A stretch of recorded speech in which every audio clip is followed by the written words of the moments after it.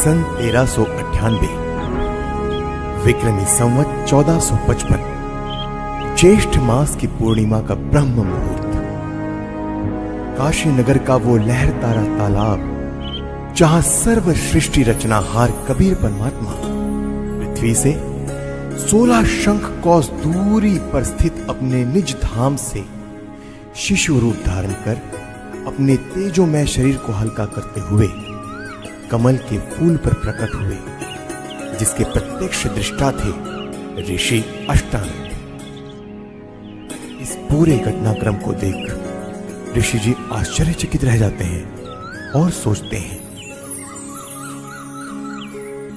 आज यह मैंने कैसा दृश्य देखा? ये मेरी भक्ति की उपलब्धि है या कोई भ्रम? गुरुदेव से पूछता हूं।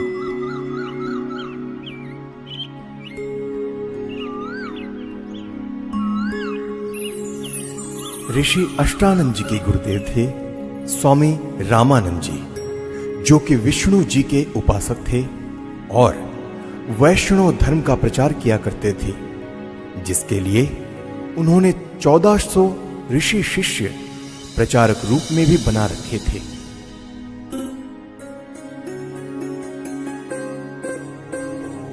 प्रणाम गुरुदेव। प्रणाम। क्या बात है अष्टानंद, कुछ दुविधा में लग रहे हो?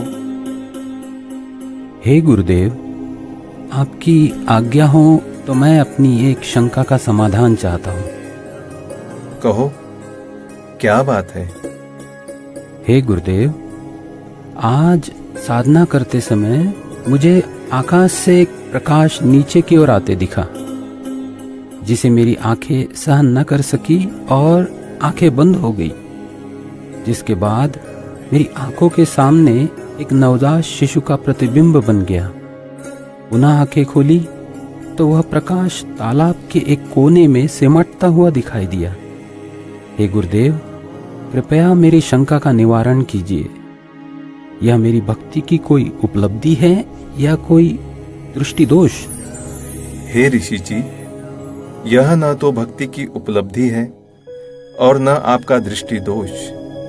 इस प्रकार की घटनाएं उस समय होती है जब ऊपर के लोकों से कोई देव पुरुष पृथ्वी पर अवतार धारण करने के लिए आते हैं और किसी स्त्री के गर्भ में निवास कर फिर बालक रूप धारण करके लीला करते हुए अपना अपेक्षित कार्य पूरा कर जाते हैं। अष्टानंद, कोई देव पुरुष ऊपर के लोकों से आया है।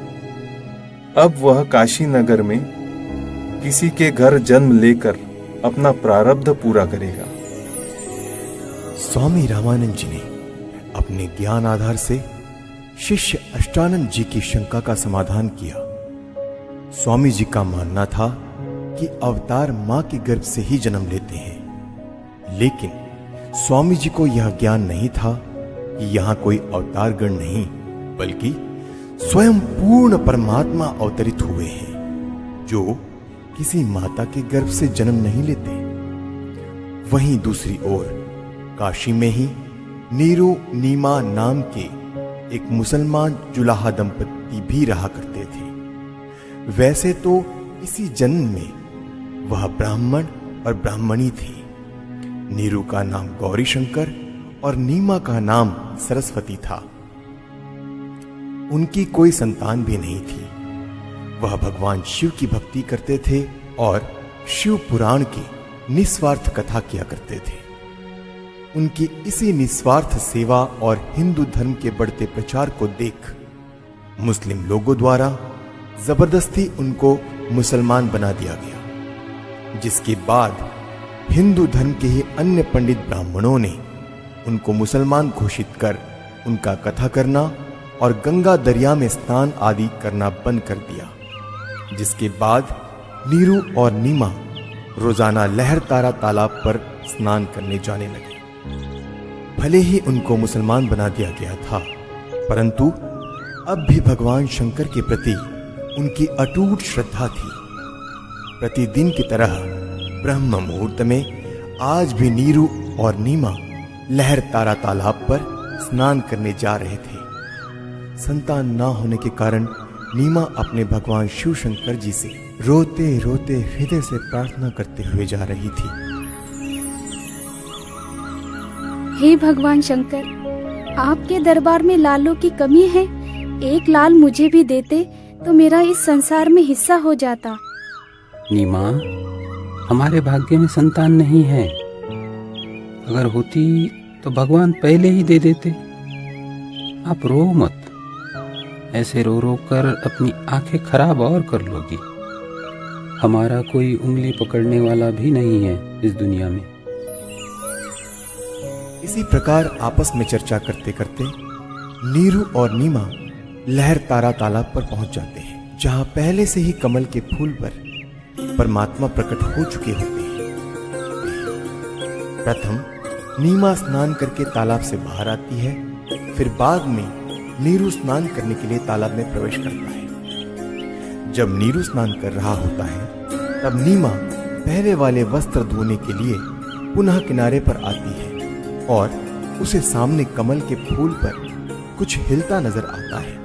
इसे देख नीमा सोचती है कि कोई सर्प फन हिला रहा है।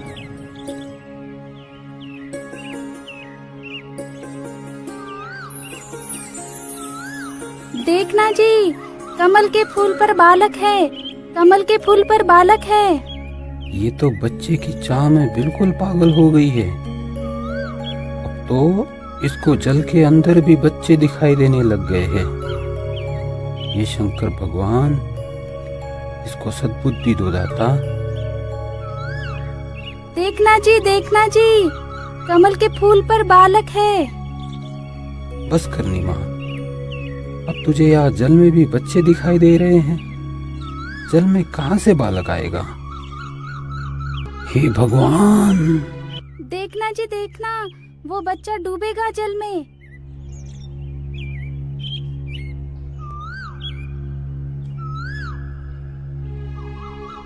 यह बालक पता नहीं किसका है। अब इसको हम घर लेकर जाएंगे तो नगर के लोग पूछेंगे कि किसका बालक चुरा कर लाए हो। हम बताएंगे कि कमल के फूल पर मिला तो कोई यकीन नहीं करेगा। इस बालक को भी छीन लेंगे और पिटाई करके नगर से भी निकाल देंगे। अब हिंदुओं से हमारा संपर्क रहा नहीं और मुसलमानों से भी अभी हमारी इतनी जानकारी है नहीं। नीमा, इस बालक को यही छोड़ दे, इसी में हमारी भलाई है। अगर इसे लेकर हम नगर में गए तो हमारे साथ बहुत बुरा होगा। कोई विश्वास भी नहीं करेगा हम पर। नीरू नीमा को सारी स्थिति से परिचित करवाता है, जिसके बाद नीमा बोलती है, पता नहीं इस बालक ने मुझ पर क्या जादू कर दिया। इसे त्यागना अब मेरे वश में नहीं है, क्योंकि इस बालक ने जो मेरे अंदर आकर्षण पैदा किया है, उसी की वजह से अब मैं इससे दूर नहीं हो सकती। मैं मर सकती हूँ लेकिन इसे नहीं छोड़ सकती। नीमा, तू बहुत जिद्दी हो गई है। मैंने तुझसे आज तक गुस्से से भी नहीं बोला, यह सोचकर कि तू पहले ही संतान के वियोग में दुखी रहती है, परंतु अब मेरे प्यार का नाजायज फायदा उठा रही है। देखो जी, आप कुछ भी कहो, लेकिन मैं इस बालक को नहीं छोड़ सकती। नीरू के काफी समझाने के बावजूद भी नीमा नहीं मानती। तब नीरू ने रोते हुए आंखों में आंसू लिए पहली बार नीमा के ऊपर हाथ उठाया और बोला, रख दे इस बालक को यही, नहीं तो तुझे थप्पड़ मारूंगा। नीरू, मैं तुम्हारे लिए ही आया हूँ। मुझे घर ले चलो, तुम्हें कोई कुछ नहीं कहेगा। ये क्या बालक बोल रहा है? जरूर यह भूत प्रेत या कोई सिद्ध पुरुष है। हे शंकर भगवान, लाज रखना।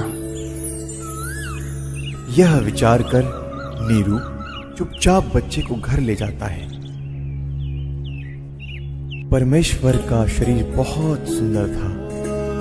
आंखें जैसे कमल के फूल हो, घुंघराले बाल, लंबे हाथ और उनकी लंबी लंबी अंगुलियां। शरीर से मानो नूर झलक रहा हो। पूरी काशी में ऐसा अद्भुत बालक नहीं था। नवजात शिशु रूप परमेश्वर कबीर जी को देखने के लिए पूरा काशी नगर उमड़ पड़ा। जो भी बालक को देखता तो उसके चेहरे से दृष्टि हटाने को दिल नहीं करता। शिशु रूप परमेश्वर को देख आत्मा अपने आप खींची चली जाती। देखते ही देखते स्त्री पुरुष झुंड के झुंड बनाकर मंगल गीत गाते हुए नीरू के घर बच्चा देखने को आने लग गए। परमेश्वर कबीर जी को देखकर कोई कहता यह बालक तो देव अवतार है, कोई कहता कि यह तो साक्षात विष्णु जी आए हैं, कोई कह रहा था यह भगवान शिव ही अपनी काशी नगरी को कृतार्थ करने के लिए उत्पन्न हुए हैं। अपनी अपनी समझ के अनुसार कोई कुछ कह रहा था तो कोई कुछ। यह सब सुनकर नीमा अप्रसन्न हो जाती है। मेरे बच्चे के विषय में कोई कुछ मत कहो। तुमने कभी बच्चा देखा भी है कि नहीं? ऐसे समूह के समूह मेरे बालक को देखने आ रहे हो। नीमा, हमने बालक तो बहुत देखे हैं, परंतु आपके बालक जैसा कभी नहीं देखा, इसीलिए हम इसे देखने आए हैं। हे भगवान शंकर, इनकी नजर से मेरे बच्चे की रक्षा करना। नीमा ने बालक रूप में परमेश्वर कबीर जी को ज्यों ही दूध पिलाने की कोशिश की तो परमेश्वर ने मुंह बंद कर लिया। सर्व प्रयत्न करने पर भी नीरू नीमा बालक को दूध पिलाने में असफल रहे। 25 दिन बीत गए परंतु बालक ने कुछ नहीं खाया पिया। माता पिता चिंतित हो गए कि बच्चे को किसी की नजर लग गई है। लेकिन भले ही 25 दिन हो गए फिर भी बालक रूप में परमेश्वर का शरीर पूर्ण रूप से स्वस्थ था। परंतु नीमा को डर था कि बिना कुछ खाए पिए यह बालक जीवित कैसे रहेगा, इसकी कभी भी मृत्यु हो सकती है। यह सोचकर एक दिन नीमा फूट फूट कर रो रही थी और व्याकुल होकर भगवान शंकर से रह रह कर प्रार्थना कर रही थी कि हे शंकर भगवान, या तो ये बालक देना ही नहीं था, जैसे तैसे रो धो कर मैं अपना जीवन व्यतीत कर लेती, और अब दिया है तो ये मुझसे छीनो मत। इसके बिना मैं नहीं रह सकती। ये बालक मरेगा तो इसके साथ मैं भी मरूंगी। तब परमात्मा जो अजर अमर अविनाशी हैं, भगवान शिव को प्रेरणा करके बुलाते हैं, क्योंकि उन्हें पता था कि मैं तो मारूंगा नहीं पर मेरी चिंता में जरूर मर जाएगी। क्यों रो रही हो बेटी? क्या परेशानी है आपकी? हे महात्मा जी, हम निसंतान थे। 25 दिन पूर्व भगवान शंकर जी ने यह बालक हमें दिया, लेकिन अभी तक इस बच्चे ने दूध नहीं पिया। सभी कोशिशें करके हम थक चुके हैं। आज भी इसने कुछ भी आहार नहीं किया।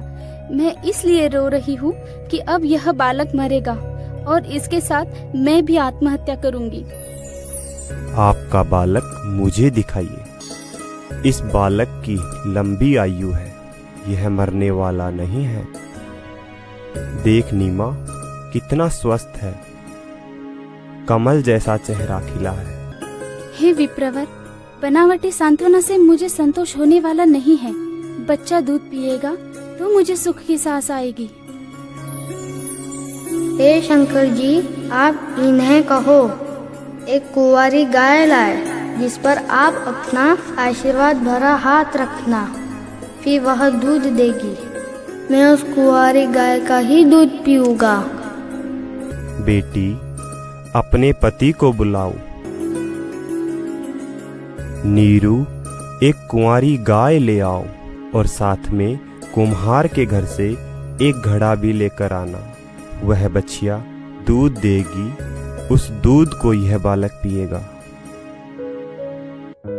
नीरू कुछ देर बाद ही एक बछिया और मटका लेकर आ जाता है, जिसके बाद परमेश्वर कबीर जी के आदेशानुसार विप्र रूपधारी शिव जी ने उस कुंवारी गाय की पीठ पर आशीर्वाद भरा हाथ रखा। उसी समय उस कुमारी गाय के थन लंबे लंबे हो गए और थनों से दूध की धार बह चली। नीरू ने पहले ही वह पात्र गाय के थनों के नीचे रख दिया था। दूध का पात्र भरते ही थनों से दूध निकलना बंद हो जाता है। फिर उस दूध को शिशु रूपधारी परमेश्वर कबीर जी ने पिया। नीरू नीमा ने ब्राह्मण रूपधारी भगवान शिव के चरण लिए। तत्पश्चात विप्र रूपधारी शिव जी वहां से चले जाते हैं।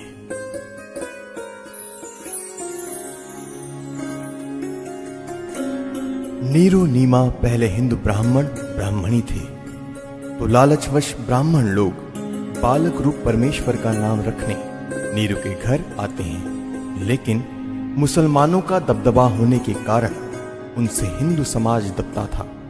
काजियों ने कहा कि अब यह मुसलमान हो चुके हैं, लड़के का नामकरण हम मुसलमान विधि से ही करेंगे। इतना कहकर नामकरण के उद्देश्य से काजी कुरान शरीफ को खोलता है, जिसमें प्रथम पृष्ठ की प्रथम पंक्ति का प्रथम अक्षर कबीर लिखा मिलता है। काजियों ने सोचा कि कबीर नाम का अर्थ बड़ा होता है, तो एक छोटी जाति के बालक का नाम कबीर रखना उचित नहीं रहेगा। यह सोचकर काजी द्वारा पुनः पवित्र कुरान शरीफ को खोला गया, तो दोनों पृष्ठ पर कबीर कबीर अक्षर लिखे मिले। इसके बाद काजी ने पूरी कुरान शरीफ का निरीक्षण किया, तो पूरी कुरान शरीफ में कबीर कबीर कबीर अक्षर लिखा था, अन्य लेख नहीं रहा। यह कोई साधारण बालक नहीं है, इस बालक ने कोई जादू जंतर करके हमारी कुरान शरीफ को ही बदल डाला। हे काशी के काजियों, मैं कबीर अल्लाह अकबर हूँ। कल युग में मेरा नाम कबीर ही रहेगा।